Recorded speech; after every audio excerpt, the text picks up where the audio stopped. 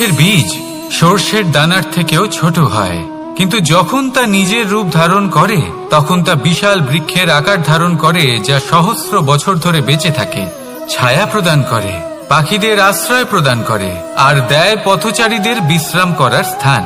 কেন? কারণ সেই ছোট বীজ তা মাটির ভেতরে গিয়ে নিজের খোলস ত্যাগ করে। অন্ধকারে থাকে সে, যতই আলো আসুক না কেন, যতই বর্ষা আসুক না কেন, সব সহ্য করে। আর তারপরে একটা চারা গাছ অঙ্কুরিত হয়, তারপর ধীর গতিতে একটা বিশাল বৃক্ষতে পরিণত হয়। দেখুন, জীবনে কঠিন সময় আসে, এই জন্য নয় যে আপনি হার মেনে নেবেন, এই জন্য আসে যাতে আপনি ভবিষ্যৎ নির্মাণের জন্য নিজেকে তৈরি করতে পারেন। যদি কঠিন সময়ে আপনি ওই বীজের মতো দৃঢ় হয়ে থাকতে পারেন, তাহলে আপনিও একদিন সেই বিশাল বৃক্ষের মতো নিজের অস্তিত্ব গড়ে তুলতে পারবেন, যা সহস্র বছর পর্যন্ত মনে রাখা হবে। আসুন আমার সাথে ভালোবেসে বলুন, রাধা রাধা। কর্ম এবং ফল। মানুষের স্বভাব হলো এটাই যে তিনি নিজের প্রত্যেক পরিশ্রমের প্রতিফল প্রার্থনা করেন। বেশিরভাগ সময় এই ফলাফলের চিন্তা করতে করতে, কল্পনা করতে করতে উনি কর্ম করতে থাকেন, যে আমি এই কাজটা করলে এই ফল পাবো। সেই সব কল্পনা করতে থাকেন যা না তার হাতে আছে, না আছে অধিকার আর না আছে নিয়ন্ত্রণ। উনি শুধু নিজের কর্ম করতে পারেন। উনি কি ফল পাবেন তা তার হাতে কখনোই নেই। তাই আপনিও শুধুমাত্র কর্ম করতে থাকুন, ফলের চিন্তা করবেন না। মনে রাখবেন, শিকড় এবং শাখা যেভাবে একে অপরের সাথে জড়িয়ে, সেইভাবেই একে অপরের সাথে জড়িয়ে কর্ম এবং ফল। যেরকম কর্ম আপনি করবেন সেরকম ফল আপনি অবশ্যই পাবেন। তাই এই ফলের আশায় কর্মের সময় কখনোই নষ্ট করবেন না, কারণ যে ব্যক্তি সময় নষ্ট করেন, সময় সেই ব্যক্তিকে অবশ্যই নষ্ট করে দেয়। কর্ম করুন নিঃস্বার্থভাবে, ফলের চিন্তা করবেন না, আর আমার সাথে ভালোবেসে বলুন, রাধা রাধা। কর্ম এবং ফল। দেখতে গেলে এই সমস্ত ব্রহ্মাণ্ড এই দুইয়ের মাঝেই স্থির হয়ে আছে। মানুষজন কর্ম করেন ভালো ফল লাভের আশায়, আর ভালো ফল লাভের আশায় উনি এটাই ভুলে যান যে উনি যে কর্ম করছেন তা কি করছেন। আমি বলেছিলাম কর্ম করুন ফলের চিন্তা না করে, কিন্তু কি কর্ম করছেন সেই বিষয়ে ভাবাটাও অত্যন্ত আবশ্যক। নয়তো অনেক সময় আমরা এমন কর্ম করে ফেলি যা না চাইতেও বিষে পরিণত হয়, যা হয়েছে দুঃশাসনের সাথে, দুর্যোধনের সাথে, গুরু দ্রোণের সাথে। একজনের মানসিকতা উচিত ছিল না, একজনের বিবেক উচিত ছিল না, আরেকজন যে পক্ষ নির্বাচন করেছিলেন সেই পক্ষ উচিত ছিল না। আর যা কিছু ওনাদের সাথে হলো, আপনার, আমার, আমাদের সকলের সাথে তা হতে পারে। আমি বলেছিলাম কর্ম করুন, ফলের চিন্তা করবেন না, কিন্তু এই কর্মের বিষয়ে বিচার করে দেখাটাও ততটাই আবশ্যক। দেখুন, কর্ম করার উচিত প্রক্রিয়া ফলের চিন্তা না করা, কিন্তু যদি আপনার কর্ম শুভ হয় তাহলে তার ফলও নিয়তি আপনাকেই দেবে। সর্বদা কর্ম করার সময় এটা ভাবুন যে আপনার এই কর্ম এই সংসারকে, এই সমাজকে, আপনার পরিবারকে, আপনার আশেপাশের মানুষজনকে কোন দিশায় নিয়ে যাবে। যদি এটা সবার জন্য মঙ্গলময় হয় তাহলে কর্ম করতে থাকুন। আর হ্যাঁ, নিশ্চিত রূপে ফলের চিন্তা করবেন না। আসুন আমার সাথে ভালোবেসে বলুন, রাধা রাধা। এই ব্রহ্মাণ্ড কত বৃহৎ, তাই না? যার সম্মুখে এই পৃথিবীকেও একটা বিন্দুর মতো মনে হয়। আর এই পৃথিবীতে আমরা কে হই, আমাদের আকার কিরকম, আমাদের অস্তিত্বই বা কি? যখন আমরা এভাবে ভাবি তখন মনে হয় আমরা কিছুই নই। তা আমরা যখন কিছুই নই, তাহলে আমরা এত চিন্তা করি কেন? কি ভেবে ভয় পাই? কাকেই বা এত ভয় পাই? কে আমাদের মারতে পারে আর কেই বা আমাদের জন্ম দেবে? আত্মার আসলে না কখনো জন্ম হয় আর না কখনো মৃত্যু। আত্মা শুধুই শরীর বদল করে। আপনি, আমি, আমরা সকলে এই শরীর নয়, আমরা হলাম আত্মা, যা হলো পরম আত্মার পরম অঙ্গ। সেই জন্য মনে রাখবেন, বাইরের কোথাও দেখবেন না, নিজের অন্তরের গভীরে গিয়ে দেখুন, আত্মাকে উপলব্ধি করতে শিখুন। ক্লেশ, ভয়, চিন্তা, এই সব কিছুর থেকে নিজেকে দূরে রাখুন, তাহলেই উপলব্ধি করতে পারবেন পরমাত্মাকে। তাহলে আসুন আমার সাথে ভালোবেসে বলুন, রাধা রাধা। পরিবর্তন এই সংসারের শাশ্বত নিয়ম। কোনো রাজা নেই যিনি চিরকাল রাজা থাকেন, কোনো ধনী ব্যক্তি নেই যিনি চিরকাল ধনী থাকবেন। এই সংসারে সূর্যের স্থান নেওয়ার জন্য চন্দ্রিমার আগমন ঘটে। কোন স্থান যাকে পতিত বলা হয়েছিল সেখানে মহল তৈরি হয়েছে। কোন স্থান যাকে আজ মলিন বলা হয়েছে কাল সেখানে মন্দিরও স্থাপন হতে পারে। কোন ঋতু চিরকালের জন্য থাকে না, কখনো সময় চিরকাল একরকম থাকে না।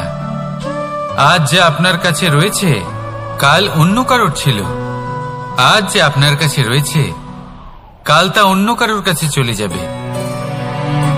আপনার সাথে কিছু থাকলে তা হলো আপনার কর্ম, কিন্তু সেই কর্মের পরিণামও আপনার নয়। আপনি শুধু কর্ম করুন, বাকি সবকিছুই পরিবর্তনশীল। কিন্তু সেই পরিবর্তনকে দেখে ভয় পাওয়ার প্রয়োজন নেই, তাকে স্বাগত জানান। যদি আপনি হাসি মুখে সেই পরিবর্তনকে স্বাগত জানান, তাহলে এই পরিবর্তনও হাসি মুখে আপনার সাথে থাকবে। আসুন আমার সাথে ভালোবেসে বলুন, রাধা রাধা। সঞ্চয়। মানুষের যখন থেকে বোধবুদ্ধি হয় সঞ্চয় করতে আরম্ভ করে দেন। সঞ্চয় করতে থাকেন ভোজনের, সঞ্চয় অর্থের, সঞ্চয় শক্তির। নিজের জন্য করেন, নিজের পরিবারের জন্য করেন, নিজের স্ত্রীর জন্য করেন, সন্তানের জন্য করেন, সন্তানের সন্তানের জন্য সঞ্চয় করেন। সঞ্চয় করার জন্য ওনার কাছে অনেক কারণ রয়েছে, কারণ উনি এটা ভাবেন যে এই সঞ্চিত শক্তির জন্য কেউ ওনার কোনো ক্ষতি করতে পারবে না। মানুষ ভুলে যান একটা গুরুত্বপূর্ণ কথা, এই সত্য, উনি এই সংসারে খালি হাতেই এসেছিলেন, আর এখান থেকে ওনাকে খালি হাতেই যেতে হবে। যা এখানকার তা এখানেই থেকে যাবে। আর যদি কিছু ওনার সাথে যায় তা হলো ওনার কর্ম, আর কিচ্ছু নয়। তাই যদি কিছু অর্জন করতে চান তাহলে শুভ কর্ম অর্জন করুন, আত্মশক্তি অর্জন করুন, কারণ পরলোকে এটাই হবে আপনার সম্পত্তি। তাহলে কি এটা আপনি অর্জন করতে চান না? আসুন আর আমার সাথে ভালোবেসে বলুন, রাধা রাধা। সদিচ্ছা। দেখতে গেলে 3 অক্ষরে তৈরি এই শব্দ, কিন্তু সমস্ত ত্রিলোক তার উপরই আধারিত। আপনি এই সংসারে এসেছেন, তখন অবশ্যই শ্বাস নেবেন, কিন্তু তার বদলে আপনাকে কিছু তো দিতেই হবে। আপনার উপর নির্ভর করছে আপনি কি দেবেন। কি দেবেন এই সংসারকে, এই সমাজকে, নিজের পরিবারকে, আর তার বদলে কি নেবেন? যশ নাকি অপযশ? দেখুন, এক ছিল রাবণ, যে কিনা সমুদ্র পার করলো সীতাকে অপহরণ করার জন্য, আর এক ছিলেন রামচন্দ্র, যিনি সমুদ্র পার করেছিলেন, সেতু বানিয়ে গিয়েছিলেন সীতাকে ফিরিয়ে নিয়ে আসার জন্য। দুজনেই সমুদ্র পার করেছিলেন, শুধু পার্থক্য ছিল সদিচ্ছাকে বোঝার, লক্ষ্যের। অনেক মানুষের যাত্রা একরকম হতেই পারে, কিন্তু আনন্দ তখনই লাভ করবেন যখন লক্ষ্য শুভ হবে, মহান হবে।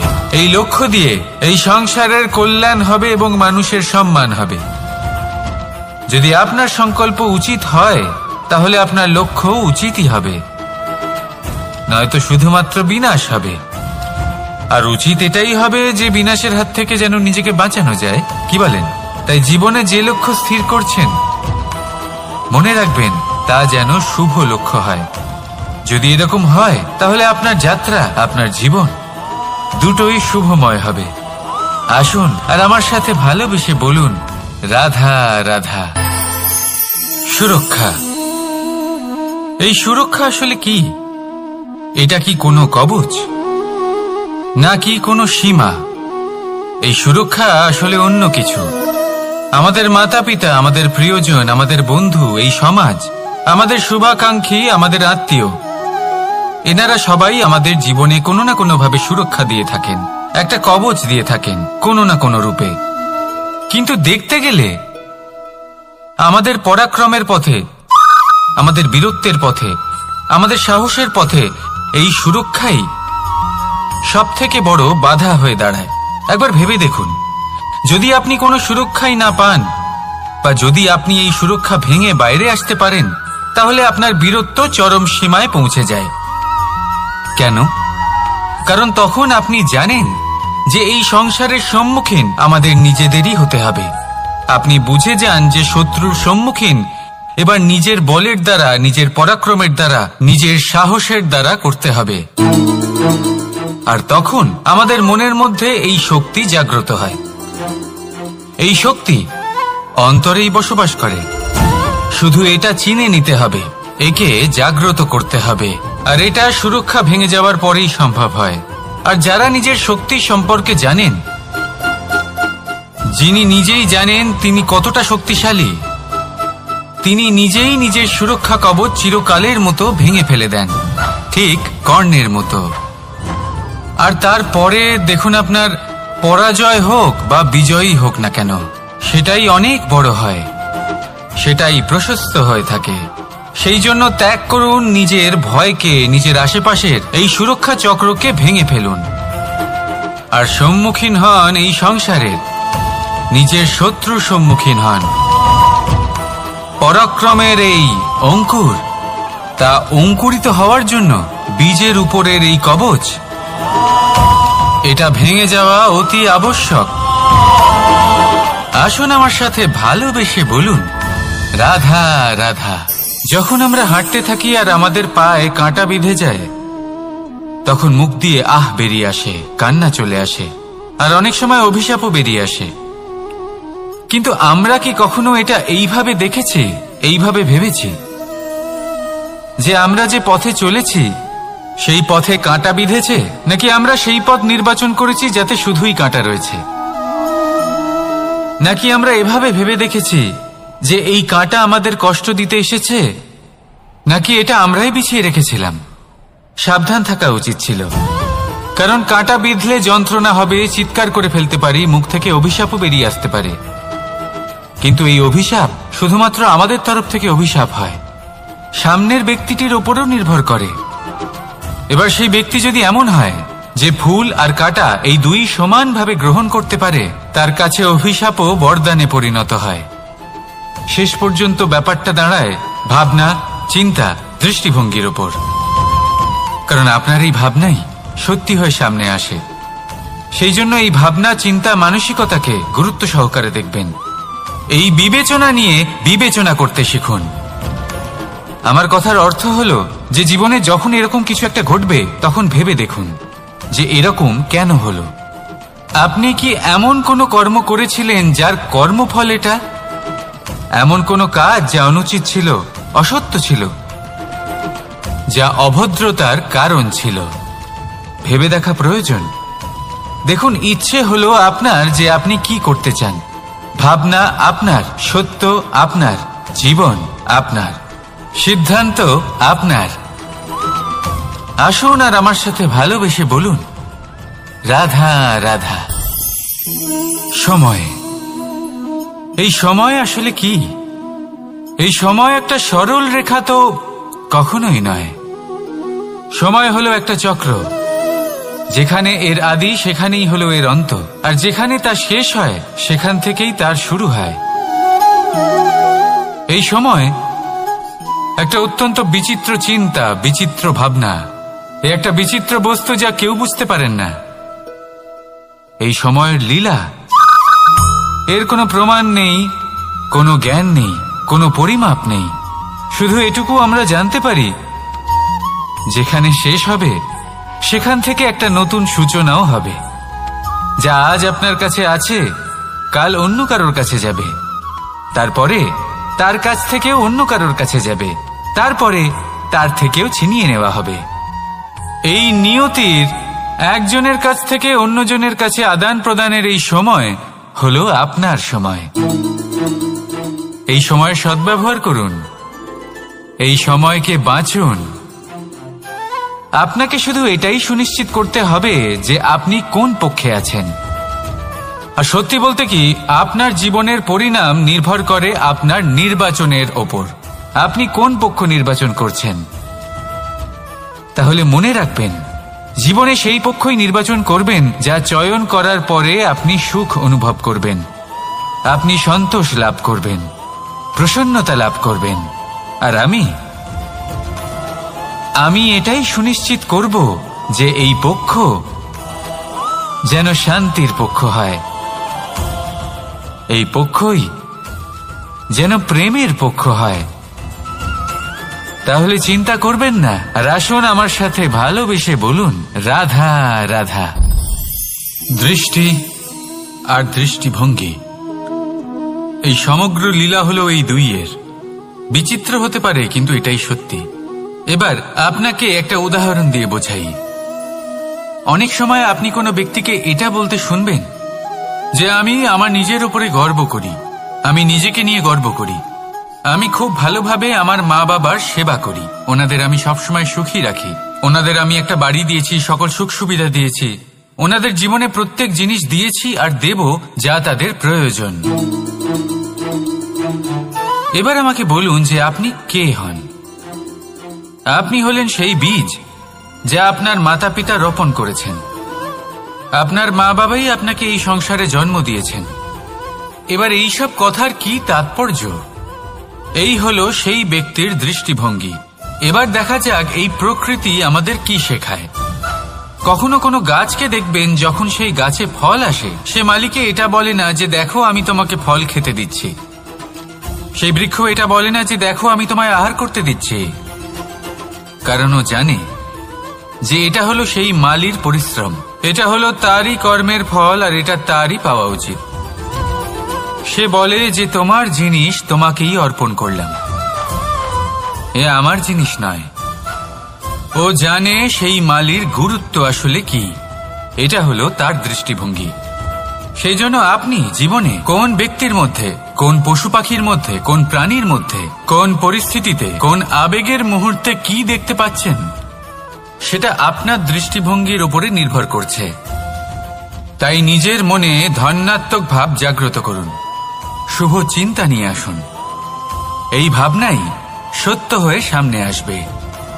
এই দৃষ্টিভঙ্গি এমন হয়ে যাবে যে আপনার জীবনে সবকিছুই শুভ হবে।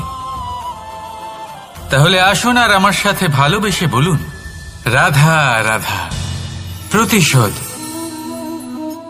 অথবা কাউকে দুঃখ দেওয়ার ভাবনা, যদি এটা আপনার মনে থাকে, তাহলে আপনি নিজের মনেই যন্ত্রণার একটা বিশাল বৃক্ষ রোপণ করছেন, এটা মনে রাখবেন। কারণ কাউকে দুঃখ দেবার এই ভাবনা, এটা হলো সেই বীজ যা আপনার মনেই পতিত হবে, আপনার মনেই অঙ্কুরিত হবে, আর আপনার মনেই একটা বিশাল বৃক্ষরূপে বেড়ে উঠবে। জীবন আপনার, কর্ম আপনার, কাউকে দুঃখ দেবার ভাবনা আপনার ছিল, এই বৃক্ষ হলো আপনার, তাই এর ফলও আপনিই পাবেন, যা গ্রহণও আপনাকেই করতে হবে। মনে রাখবেন, যে মানুষ এটা ভাবে যে আমি ওকে দুঃখ দেব, ওকে কষ্ট দিতে চাই আমি, সেই মানুষই দুঃখ আর কষ্ট পেয়ে থাকে।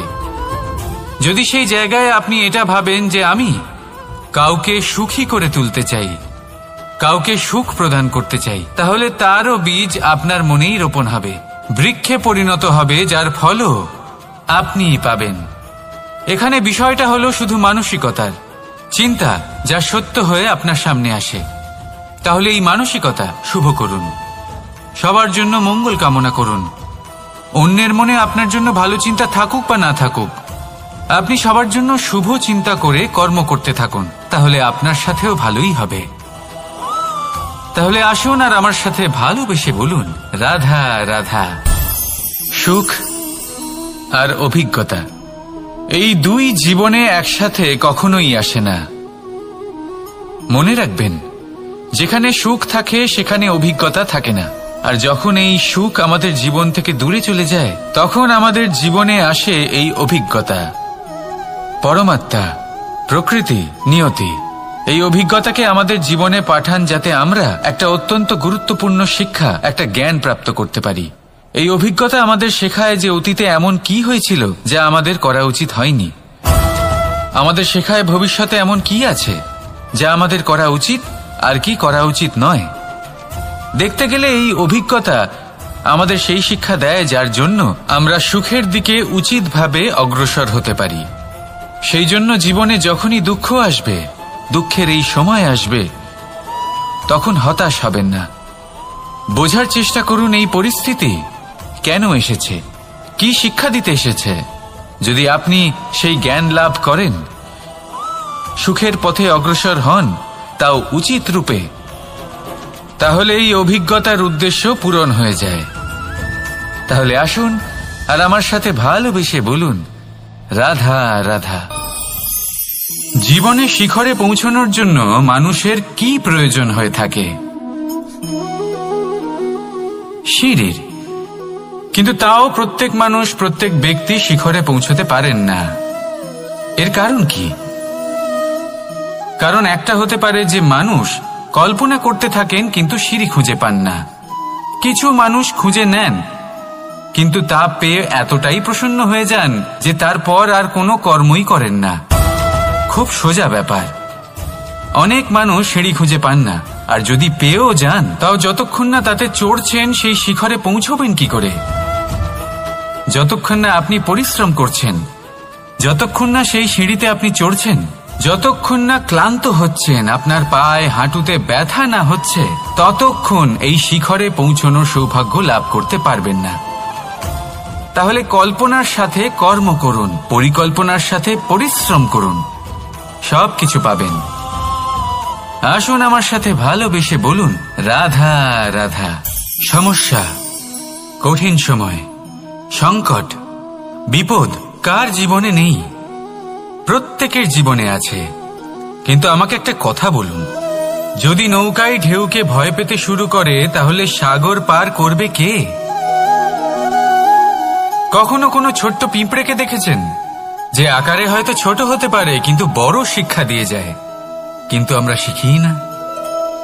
এবার দেখুন একটা পিঁপড়েকে যে ভোজনের খোঁজে বাইরে বের হয়, একটা ছোট্ট দানা তুলে নেয়।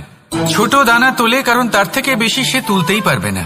সে দানা নিয়ে চলতে শুরু করে, কোনো দেওয়ালে উঠে পড়ে, আবার পড়েও যায়। সেই দানা দূরে কোথাও একটা পড়ে যায়, তা আবার খোঁজে, তুলে নেয়, আবার চলতে থাকে।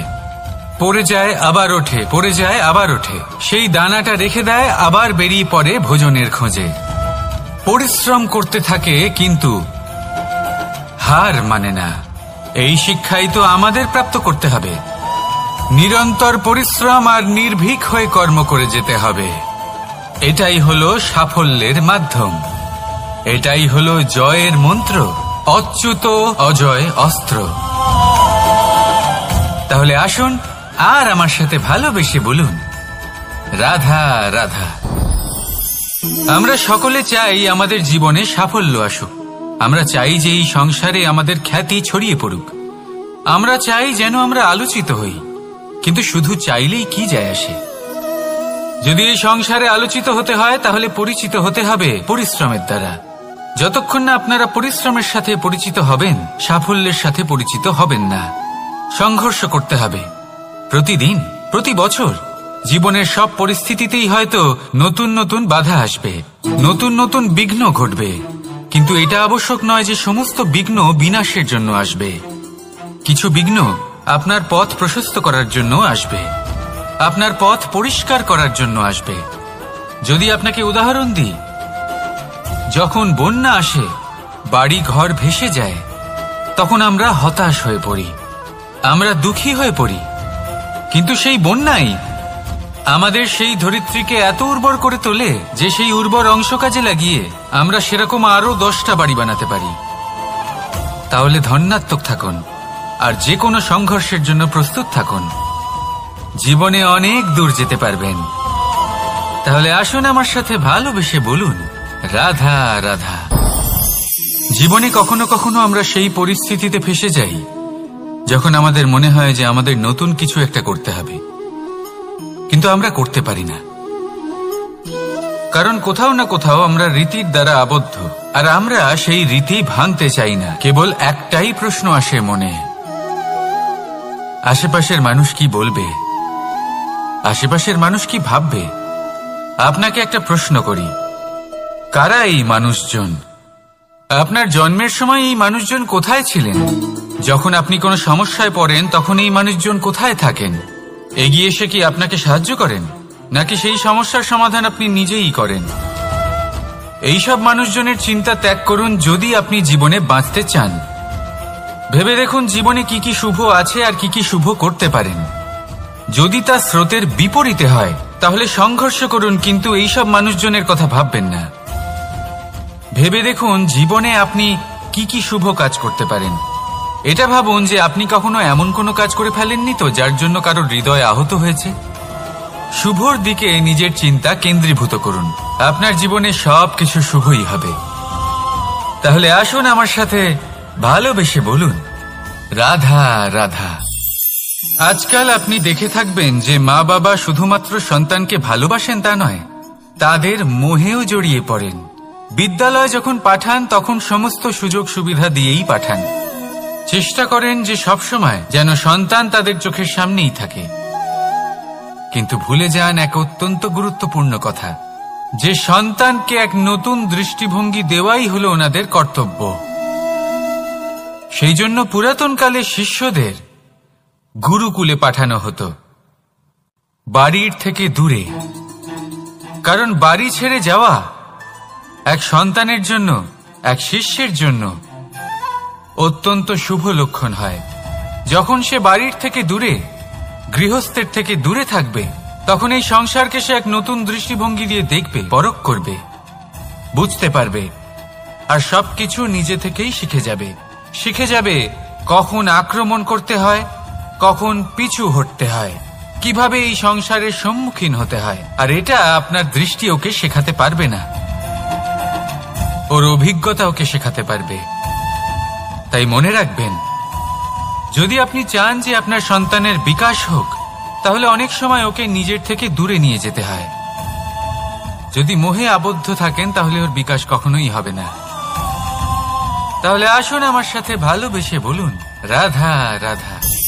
কখনো কখনো মানুষ মনে করেন যে সে নিজেই সব থেকে বেশি শক্তিশালী, তিনি হলেন জ্ঞানী। দেখুন, এটা ভালো ব্যাপার যে আপনার মধ্যে শক্তি আছে, জ্ঞান আছে, আর এটা শুধু আপনার জন্য নয়, এই সমস্ত সমাজের জন্য, দেশের জন্য, সমগ্র পৃথিবীর জন্য অত্যন্ত আবশ্যক। কিন্তু এই কথাটাও বোঝা অত্যন্ত আবশ্যক যে এই জ্ঞান যেন কখনো অহংকার না হয়ে ওঠে। যখন মানুষের মধ্যে জ্ঞান থাকে তখন সে রাম হয়ে ওঠে। রাম, যিনি সমুদ্রের বুকে সেতু বানিয়েছিলেন, বানর সেনার দ্বারা রাক্ষস রাজকে পরাজিত করেছিলেন, আর চিরকালের জন্য সবার কাছে আদর্শ হয়ে উঠেছিলেন। আর যদি মানুষের মনে অহংকার জন্মায় তাহলে সে রাবণ হয়ে ওঠে। দেশে বিদেশে যতই খ্যাতি থাকুক না কেন, সে রাক্ষস হয়ে ওঠে, নিজের সাথে সাথে সমস্ত কুলের বিনাশ করে বসে।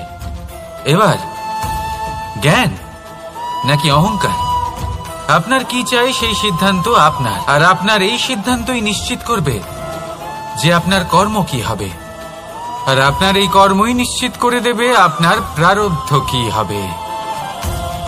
তাহলে শুভ কর্ম করুন আর আমার সাথে ভালোবেসে বলুন, রাধা রাধা। যদি কোনো সিংহ বানরের মতো গাছে চড়তে চেষ্টা করে তাহলে কি হবে?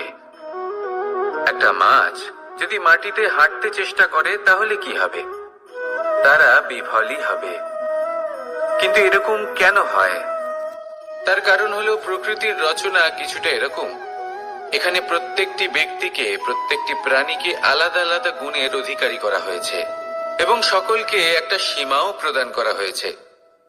এবার এই যে বৃক্ষ, পশু, পাখি, এদের মধ্যে সেই ক্ষমতাই নেই যে এরা নিজেদের যাচাই করতে পারবে, নিজেদের সীমাগুলো বুঝতে পারবে, নিজেদের সদ্গুণগুলো চিনতে পারবে। এরা সেটা করতে পারবে না। কিন্তু মানুষ তো আলাদা। মানুষের কাছে সেই বিশেষ শক্তি আছে যে তারা পূর্ণরূপে নিজেদের যাচাই করতে পারবে, নিজেকে পূর্ণরূপে বুঝতে পারবে, নিজের দোষ, নিজের অপগুণ, নিজের সদ্গুণ, নিজেদের সীমাগুলো তারা বুঝতে পারবে। আর এটা অত্যন্ত গুরুত্বপূর্ণ। কথায় আছে যে যদি সাফল্য লাভ করতে হয় তাহলে নিজেকে যাচাই করে নিতে হবে। তাই নিজেকে যাচাই করুন, নিজের সাথে পরিচিত হয়ে যান এবং জীবনে কর্ম করতে থাকুন। সাফল্যের শিখরে অবশ্যই পৌঁছে যাবেন। আর ওখানে যদি যান তাহলে এই মন প্রসন্ন হয়ে অবশ্যই বলবে রাধা রাধা। বনের মধ্যে যদি আপনি কোনো বিষাক্ত সাপ দেখেন তাহলে কি করবেন? আপনি তখনই তার থেকে দূরে পালাতে চেষ্টা করবেন। আর এটা কেন করবেন? নিজের রক্ষার্থে। এই কথা আমি নয় মেনে নিলাম, কিন্তু নিজের জীবনে এটা করেন না কেন? আপনি যেখানেই যান, যে স্থানেই যান না কেন, প্রত্যেক সময় প্রত্যেক মুহূর্তে এমন বিষাক্ত সাপ আপনি অবশ্যই খুঁজে পাবেন। আর সেই সাপ নয় যাদের আপনি বনে খুঁজে পাবেন, এরা হলো সেই সাপ যা আপনাকে পাপ করতে বাধ্য করবে। আপনার অন্তরের বাসনা, ক্রোধ, অহংকার, লোভ, ঈর্ষা এদের বৃদ্ধি ঘটাবে। দেখুন, বনের এই সাপ আপনাকে একবার ছেড়ে দিতেও পারে, ছোবল নাও মারতে পারে, কিন্তু এই যে পাপরূপী সাপ আছে তা অবশ্যই ছোবল মারবে। কর্ম যদি করেন তাহলে অবশ্যই ফল পাবেন। সেই জন্য যখনই কোথাও যাবেন, যদি এমন কাউকে দেখেন, যদি এমন কিছু দেখেন যে আপনাকে পাপ করতে বাধ্য করছে, তাহলে সেই মুহূর্তে সেখান থেকে পালিয়ে যান। যেমন বনের সাপ দেখে আপনি পালাতে থাকেন। সৎকর্মের রক্ষা অত্যন্ত আবশ্যক। আসুন আর আমার সাথে ভালোবেসে বলুন রাধা রাধা।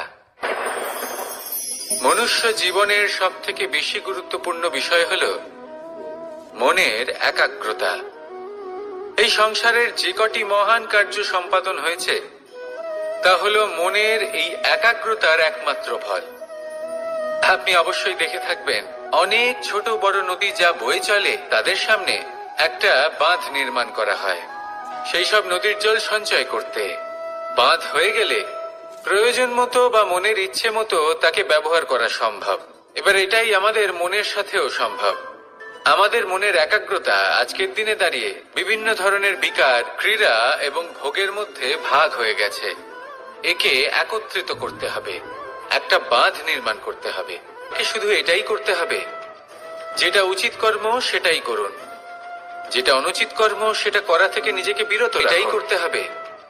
যেটা উচিত কর্ম সেটাই করুন, যেটা অনুচিত কর্ম সেটা করা থেকে নিজেকে বিরত রাখুন। ব্যাস, এই কাজটাই আপনি করতে থাকুন, করতে থাকুন। মনের মধ্যে একাগ্রতার বাঁধ নির্মাণ করুন। আর একবার যদি তা নির্মাণ হয়ে যায়, তাহলে যখন চাইবেন, যেখানে চাইবেন, যতটা চাইবেন একাগ্রতা প্রয়োগ করতে পারবেন। আর একবার যদি আপনি এটা শিখে যান, তাহলে এই সংসারকে বদলে ফেলার মতো কাজ আপনি করতে পারবেন, সমাজকে শোধরাবার মতো কাজ করতে পারবেন। তাহলে এই মনকে একাগ্র করুন আর আমার সাথে ভালোবেসে বলুন রাধা রাধা। আমরা সবাই ফল খাই, কিন্তু আমাদের সেই ফলই প্রিয় হয় যে পরিপক্ক হয়ে ওঠে, যেটা নম্র হয়, আর যে ফল অনেক বেশি মিষ্টি আর সুস্বাদু হয়ে থাকে, যাদের রঙে বাহার দেখা যায়। সেইভাবে জীবনে আমরা নানান মানুষের সাথে পরিচিত হই, কিন্তু সেই মানুষই আমাদের মন ছুঁয়ে যায় যারা বিনম্র স্বভাবের, যাদের বাণী খুব মধুর, যাদের অন্তরে আত্মবিশ্বাসের একটা তেজ, একটা রং দেখা যায়। এবার এমন ব্যক্তি আমরা কি করে হব? ঠিক সেইভাবেই যেমন একটা ফল রোদ, বর্ষা, শীত, বায়ু এই সকল সংকটময় পরিস্থিতির সম্মুখীন হয়ে পরিপক্ক হয়ে ওঠে, সেইভাবেই মানুষ সংকটময় পরিস্থিতির সম্মুখীন হয়ে পরিপক্ক হয়ে ওঠেন। যদি এই সংকটের সম্মুখীন হন তাহলে অভিজ্ঞ হবেন, আর এই অভিজ্ঞতাই শিক্ষা দিয়ে যাবে। এই অভিজ্ঞতা আমাদের শিখিয়ে দেয় যে আমাদের বিনম্র থাকতে হবে। অহংকার করে কোনো লাভ নেই। মধুর বাণীর যে কি মূল্য তা আমরা শিখতে পারি। এই অভিজ্ঞতাই আমাদের বুঝিয়ে দেয় যে উচিত অনুচিত কোনটা আমাদের দৃষ্টিভঙ্গি তৈরি করে, আর এই দৃষ্টিভঙ্গি দ্বারা আত্মবিশ্বাস জাগ্রত হয়। সেই জন্য জীবনে কখনো বিপদ থেকে দূরে পালাবেন না, সেগুলোর সম্মুখীন হন, অভিজ্ঞতা লাভ করুন, তার থেকে শিক্ষা লাভ করুন, এইভাবেই পরিপক্ক হবেন। আসুন আমার সাথে ভালোবেসে বলুন রাধা রাধা। ধন সঞ্চয় করা সম্ভব, আর সেই জন্য ধন সব থেকে বেশি মূল্যবান সম্পত্তি নয়। এবার আপনি বলবেন, আমি কি বলছি? এই ধন খুব মূল্যবান, আমরা সকলে অর্জন করতে ব্যস্ত। সেটা এই কারণে, কারণ আপনারা জানেন না এই সংসারের সব থেকে বেশি মূল্যবান সম্পত্তি কি। এ হলো সেই সম্পত্তি যা কখনো সঞ্চয় করা সম্ভব নয়। আপনার কাছে যতই ধন থাকুক তা দিয়ে আপনি স্বাস্থ্য লাভ করতে পারেন, বাড়ি কিনতে পারেন, আদি ইত্যাদি। কিন্তু আপনি যতই ধনী হন না কেন, ফেলে আসা দিনের একটা মুহূর্ত আপনি লাভ করতে পারবেন না। এই একটা মুহূর্ত, এই সময়, এটাই হলো সংসারের সব থেকে মূল্যবান সম্পত্তি। একবার চলে গেলে তা কখনোই ফিরে আসে না। আর এই মুহূর্ত যতই চলে যাক না কেন, আমরা স্মৃতির মাধ্যমে সেগুলি যাপন করতে পারি, তার আনন্দ উপভোগ করতে পারি। আর যার সাথে আমরা সময় অতিবাহিত করেছি তার স্মৃতিতে আমরা চিরকাল জীবিত থাকতে পারি। সেই জন্য সময় সব থেকে মূল্যবান সম্পত্তি, তাকে এইভাবে নষ্ট করবেন না। প্রত্যেকটা মুহূর্ত উপভোগ করুন, আনন্দ করুন, আর ভালোবেসে বলুন রাধা রাধা। কনক, কি সুন্দর একটা শব্দ। এর অনেকগুলো রূপ রয়েছে, অনেকগুলো অর্থও রয়েছে। প্রথম অর্থ হলো স্বর্ণ, অর্থাৎ সম্পত্তি। দ্বিতীয় অর্থ ধুতুরা, অর্থাৎ গাছের ছোট একটা বীজ, যা কিনা অত্যন্ত শক্তিশালী হয়। যদি বেশি মাত্রায় এর প্রয়োগ করা হয় তাহলে এটা বিষময় হয়ে উঠতে পারে। এই হলো সেই ধুতুরা যার প্রয়োগ মহাদেবের পুজোতে করা হয়। এবার প্রশ্ন হলো এটাই যে এই স্বর্ণ এবং এই ধুতুরার মধ্যে মিল কি রয়েছে। মিল হলো এটাই যে এই দুটোই মানুষকে মত্ত করে তোলে। ধুতুরা মানুষকে তখন মত্ত করে যখন তাকে সেবন করা হয়, কিন্তু স্বর্ণ, ধন, সম্পত্তি, মানুষ এটা যতটাই অর্জন করে নেয় সেটাই যথেষ্ট। এই স্বর্ণ মানুষের ভাবনা চিন্তা করার ক্ষমতাকে বশ করে ফেলে।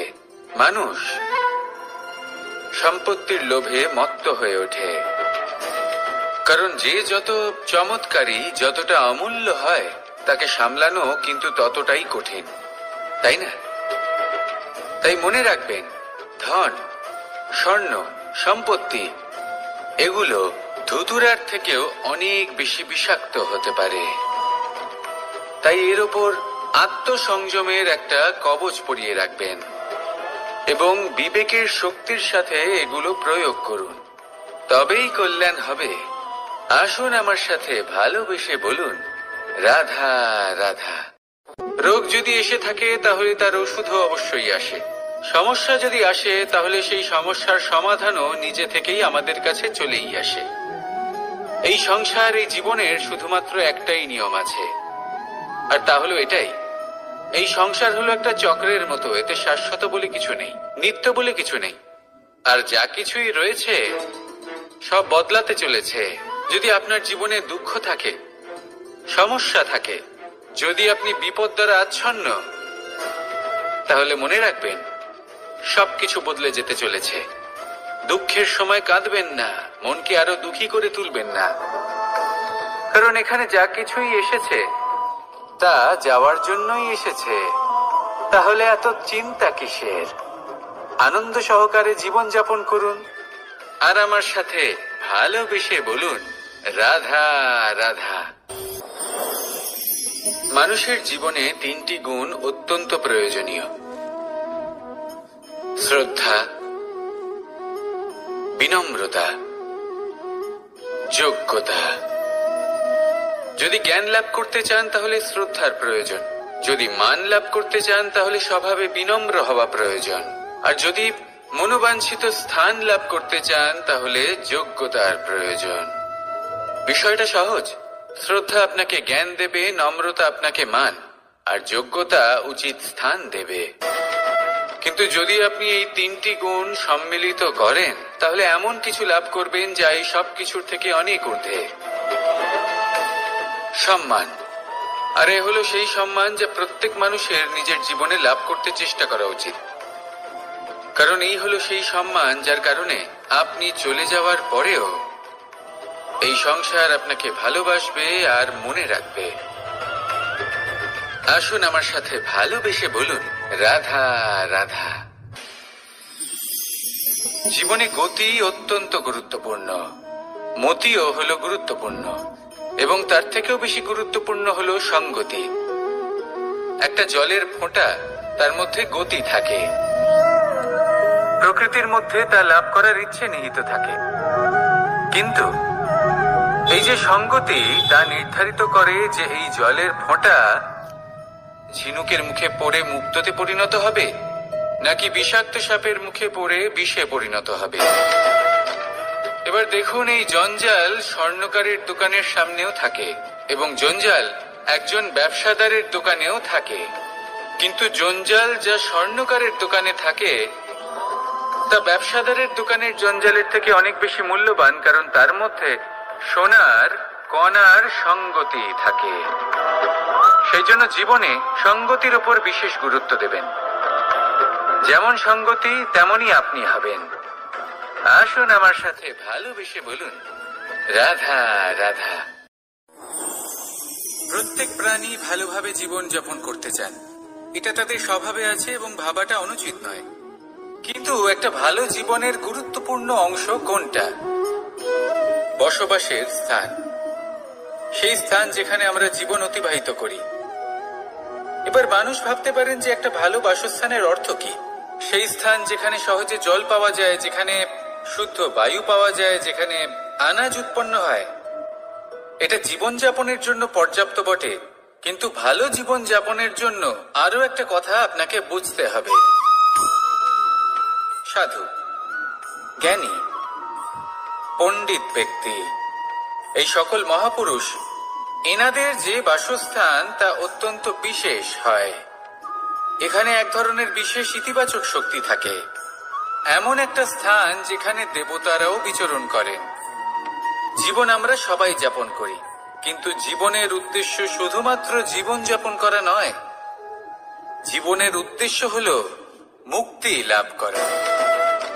আর এই সকল সাধু, জ্ঞানী, পণ্ডিত ব্যক্তি, এই সকল মহাপুরুষ আপনাকে মুক্তির পথে নিয়ে যেতে পারেন, কারণ এরা হলেন সেই মহাপুরুষ যারা নিজেদের অন্তরের বিকার, অহংকার, ক্রোধ, বিদ্বেষ, এই সকল দোষগুলিকে ত্যাগ করেছেন, এদের উপর বিজয় লাভ করেছেন। এমনই একজন ব্যক্তি আপনাকে মুক্তির পথে নিয়ে যেতে পারে। প্রয়োজন হলো শুধুই এনাদের চিনতে পারা, এদের কথা বুঝতে পারা এবং এদের দেখানো পথে চলা। যদি আপনি এটা করতে পারেন, তাহলে এই মন প্রফুল্ল হয়ে বলবে, রাধা রাধা।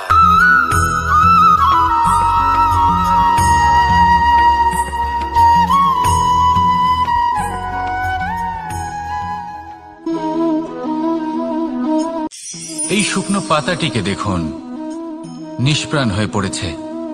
একটা গাছের ডালে ছিল, সেই গাছ ওর লালন পালন করত।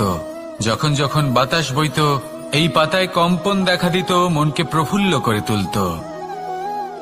কোনো একদিন এই পাতা গাছের ডাল থেকে ঝরে পড়ে গেল। নিঃসন্দেহে ও নিজের স্বাধীনতা পেল, কিন্তু আস্তে আস্তে শুকিয়ে গেল, নিষ্প্রাণ হয়ে গেল। দেখুন, আমি এই কথা বলছি না যে স্বাধীনতা অনুচিত, কখনোই না। কিন্তু যে কোনো পরিস্থিতিতে স্বাধীন হতে চাওয়া, এটা নিশ্চিত রূপে অনুচিত।